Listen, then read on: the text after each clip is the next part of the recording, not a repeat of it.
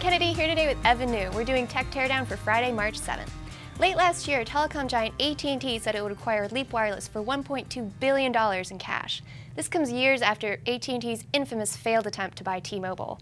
It now seems that T-Mobile is eating Leap Wireless's lunch. What's happening? Looks like they are. So right now, first of all, Leap and AT&T are still expecting this deal to close by the end of the quarter. So within a couple of months, it should be a done deal. But Leap just reported earnings through an annual report.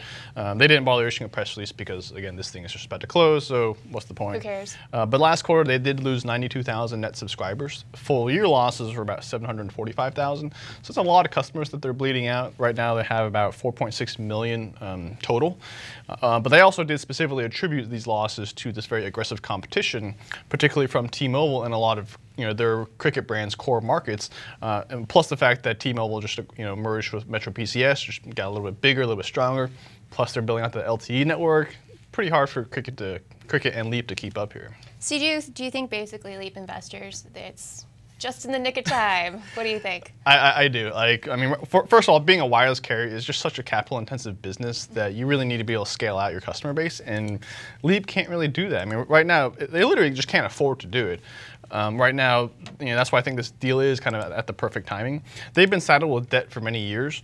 Right now, they have negative shareholders' equity because of all this debt that they've accumulated. They also have lost at $1.1 billion in net losses over the past 3 years. And again, we're talking about a company that's being acquired for $1.2 billion. So $1.1 billion in losses over 3 years is quite a lot of money that you're losing. That's also why they've actually given up building out LTE, which also is why they've kind of had this wholesale agreement in place with Sprint since 2010, is because it's just a cheaper way to get capacity. But yeah, so if I were a Leap investor, I'd be very anxious and ready to get this deal over with. Well, given all those numbers you just rattled off, this sounds like it's a terrible deal for AT&T. What's AT&T getting out of this? Well, it's a little bit different for AT&T because they do have the scale, because right now they are the #2 carrier in the US.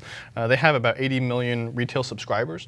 Certainly you never want to see your target acquisition bleeding out these customers that you're effectively buying. Right. But at the same time, the deal has never been primarily about customers. I mean, certainly you like getting more customers, but this deal has always been about Spectrum and getting a stronger prepaid brand.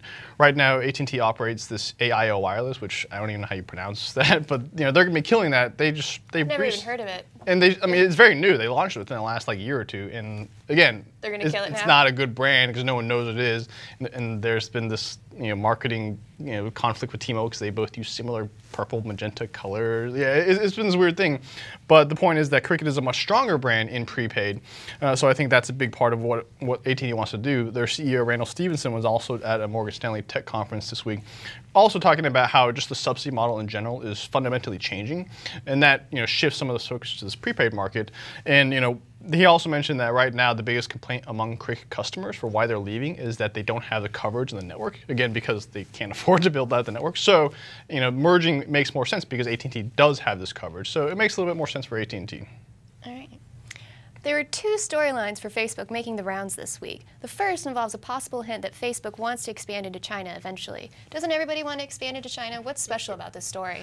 Right, so the big thing here is that, as we all know, Facebook has always been blocked in China. But some outlets have seen a job posting from Facebook in their California headquarters that they're looking for someone that specializes in simplified Chinese. So they're looking for someone that can translate. They note that over 80% of their users are outside of North America, and they're always kind of looking to expand internationally. So right now, it really looks like a job that's around translation and making sure that you have a good user experience for your Chinese users. Certainly, Facebook has a lot of Chinese users outside of China, but at the same time, it's also worth noting that Facebook does they've been saying this for years in their annual reports, but again, in the most recent one, kind of note that they continue to evaluate making Facebook available in China. Well, so just recently, LinkedIn officially announced that it was moving into China.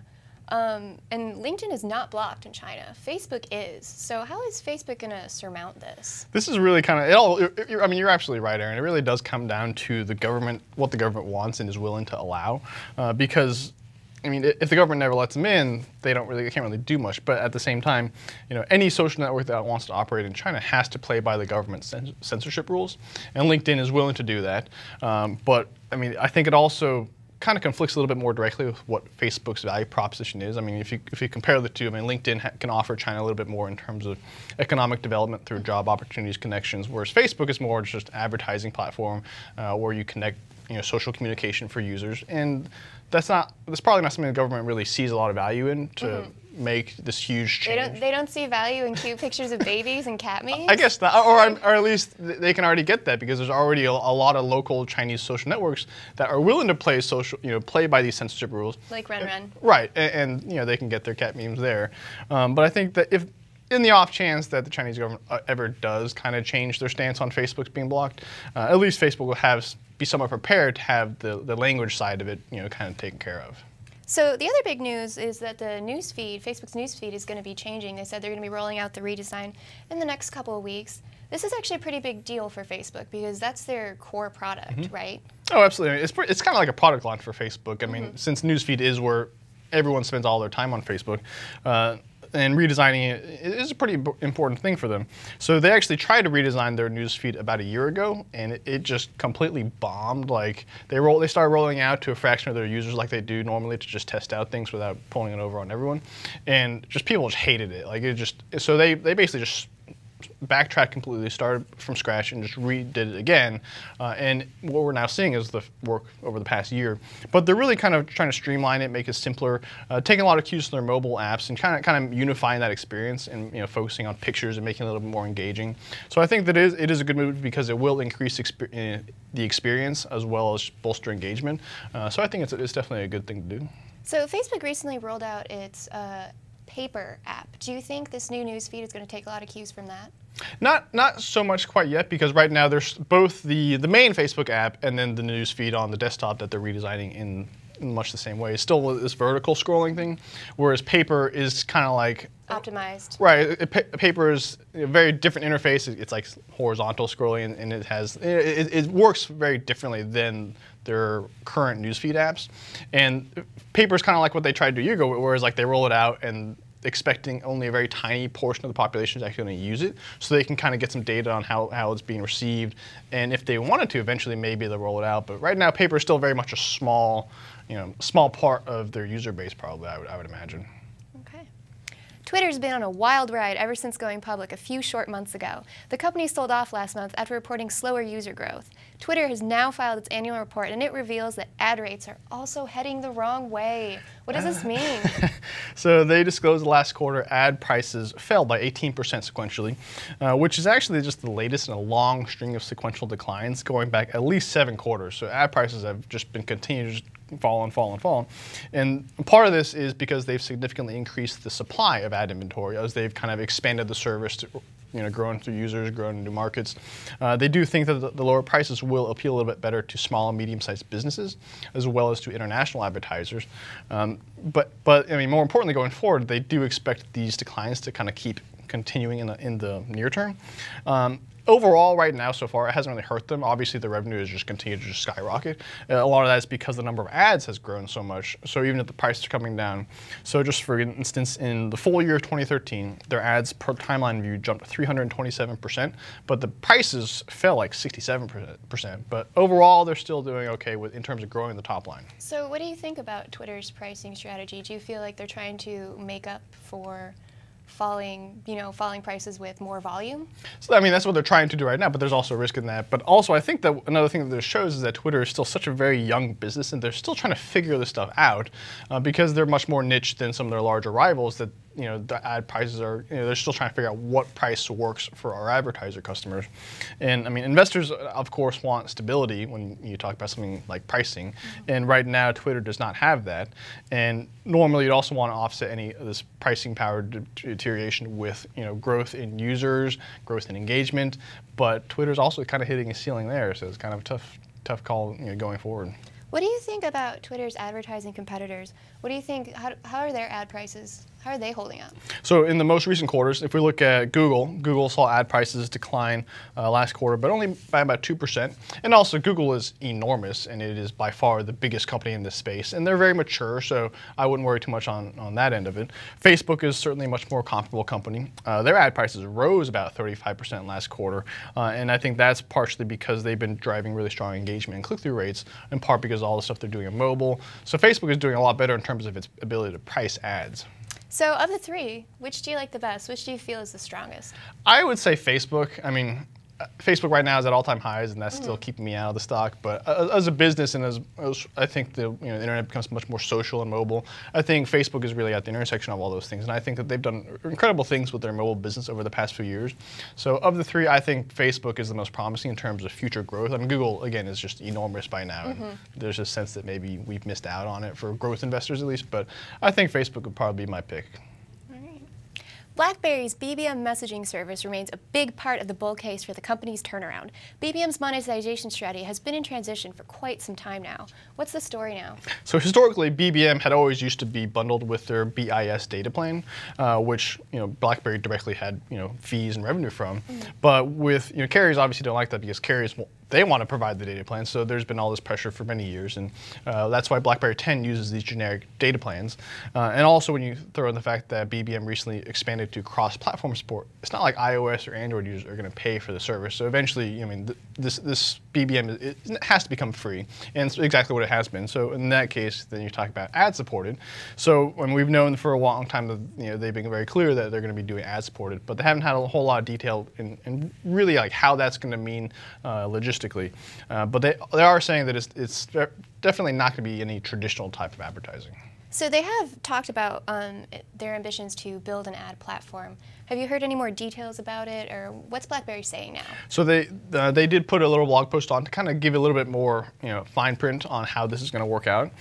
So they're very much against sponsored content directly in chats and messages because that would hurt the user experience. Yeah, that's obnoxious. Right. I mean, which is very much like what WhatsApp and Facebook approach is to messaging platforms, just because it's just kind of hard to.